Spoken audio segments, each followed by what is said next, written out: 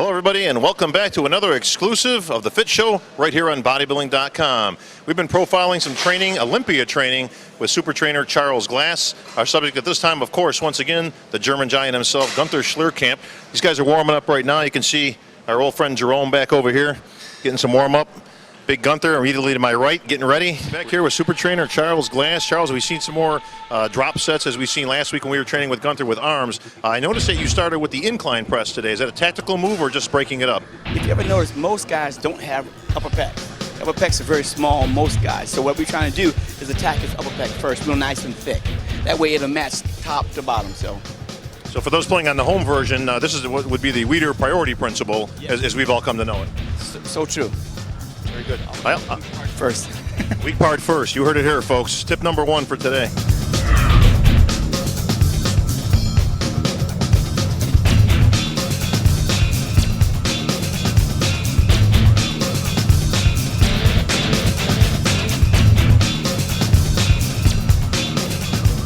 All right, G, pecs are filling up. I know you started with the heavy incline. Sorry about that. And some descending sets. 315's got to feel like it's 600 pounds about this stage. Yeah, exactly. That's how it feels. You know, it's normal. You know, after a while you just run out of energy and there's nothing to push for anymore. You know, but you know, it's enough as long as you give everything you can.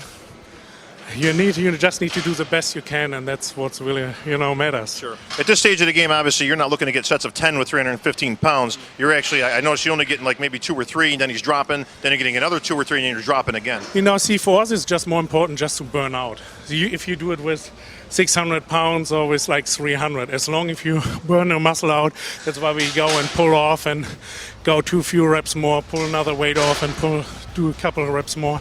That's what kind of burns us out. That's what we need right now to the end of the show to get the condition. Gee, I notice different from the old days, actually, where we tended to go lighter or closer to the show. Going heavier this close to the show, do you find that it keeps the muscles a little bit bigger? Are you finding yourself retaining more size this close to the show rather than kind of dwindling down? You know what, I think I believe actually mostly in like trainers if you want to build muscle, because I think that makes you lose muscle. But then again, sometimes you have to do here and then carb depletion, and there's no way that you can push as hard as you normally do. That's what I'm saying. It doesn't really matter what the weight is. We just go as hard as we can, and what is at that day really possible, and that's what we use. You got it. You got it, G. And that's what he's looking for right now, is to get that blood in the muscle, fill that muscle up. He's not looking to primarily build muscle at this point, rather training not to lose it. And that's a big difference from, let's say, 10 years ago to the preparation of these guys today. You'll notice that Gunter tends to squeeze after every set. He'll get up from the set, he'll hit a couple of shots, okay? This isn't something that's just a vain thing that bodybuilders do, okay? What he's really trying to do is he's just really forcing that blood into the muscle and getting the muscles to contract, and that's what you want to do. The training right now is basically secondary. I know that sounds a little backwards, but at this stage of the game, like I said, he's really training to not lose muscle and to keep as much muscle mass as he can. This close. The worst thing you can do at this stage is overtrain, and that's something that Charles is very careful to not do.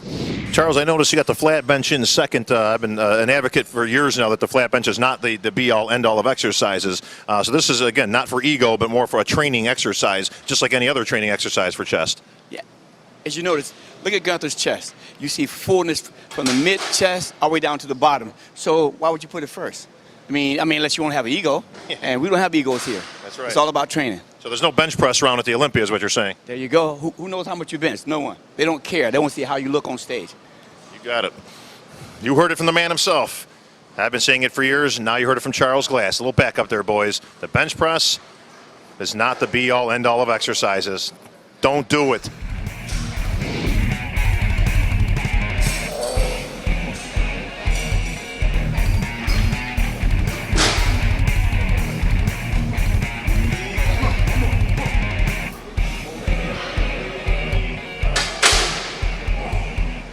Okay, Charles, now this is something very unique, not only in the exercise itself, but in the way they're doing it. If you can explain to everybody what's going on here.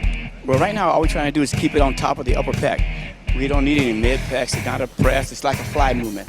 But it teaches you how to go all the way out and just let it drop to get the nice stretch. As you go back up, then you press it across the middle, which bring that tightness on the chest. Now this machine actually is real nice. It's a Cybex machine, kind of an old school piece, but definitely something that you can't do with dumbbells even. No, you can't do it with dumbbells. This is best on the machine, so it's really hard. You got it. So targeting the upper chest using a fly motion. The difference on this machine, of course, is that unlike a dumbbell, you have a controlled motion. You don't have to worry about getting injured or anything like that. Obviously, prevention is the key right now, as you don't want any unnecessary injuries this close to the show. Now you can see what I'm talking about. How you go all the way out, he lets it all the way down.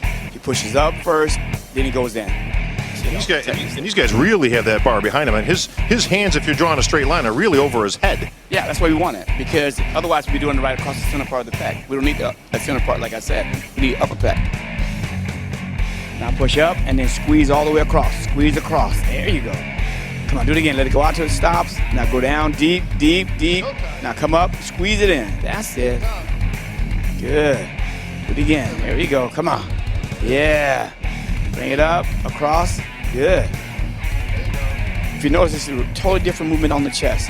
It's not like just a little press movement. Now we're doing a complete fly. There's no pressing to it except when you press back into the position and then you squeeze across the pec. So it's like two movements. Yeah, this is very unique, Charles. I mean, obviously you have to have this machine in order to even do this. One of the benefits of being here at the Mecca.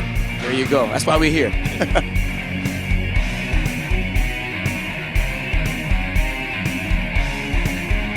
That's Olympia training right there, boys.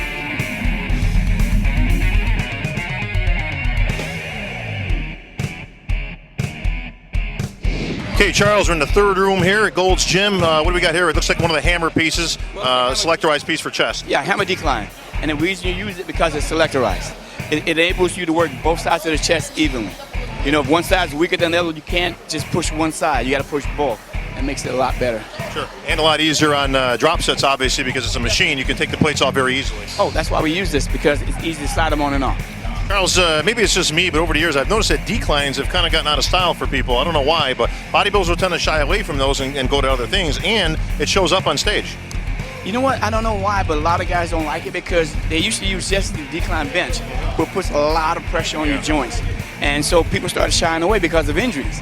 But this allows us to do it and not have that pressure on our shoulders and joints, and we have no injuries. You don't have to worry about anything, just push it. Yeah, you'll notice, you talk to any of the veterans, especially the pro veterans, and the common theme that keeps coming up is injury prevention. Very important, Charles. When you're losing 2, 3, 6 months to injuries throughout the year, you're not making any progress. There's no progress. Matter of fact, you got to start all over. And a lot of times it takes you 6, 7 months to get healed to start. That way you lost the whole season. You can't afford to lose the whole season when you don't have that many shows in the first place. Well, as our mothers who were fond of saying, Charles, an ounce of prevention is worth a pound of cure. There you go. I love that saying.